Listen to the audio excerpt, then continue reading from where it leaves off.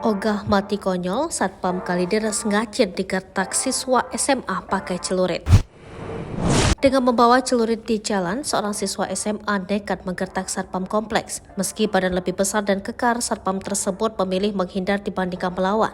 Apa alasannya? Dan bagaimana kronologi kejadiannya? Hidayat diancam oleh seorang siswa SMA bercelurit di kompleks kawasan Pegadungan Kalideres, Jakarta Barat pada Jumat 10 November 2023. Satpam kompleks tersebut digertak menggunakan celurit oleh siswa tersebut saat berupaya menangkapnya lantaran diduga hendak tawuran.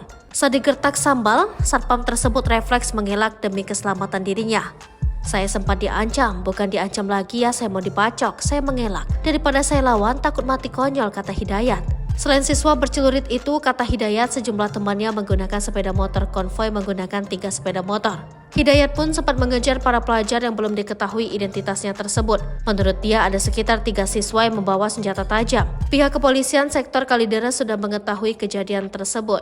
Beberapa pelajar yang berada di video tersebut sudah diamankan polisi. Kasat Reskrim Polres Metro Jakarta Barat Kompol Andri Kurniawan mengatakan, total ada 3 pelajar yang diamankan, di mana 1 orang diantaranya telah tetapkan sebagai tersangka yakni berinisial DA. Dari tangan para pelajar itu, polisi turut mengamankan 4 celurit dan 1 stick golf yang dibawa mereka saat beraksi pada Jumat siang kemarin. Satpam yang sempat digertak para pelajar itu diketahui bernama Hidayat. Hidayat mengaku sengaja memilih diam dan tak melawan saat digertak menggunakan sajam, karena tak mau mati konyol mengingat dia hanya menggunakan tangan kosong.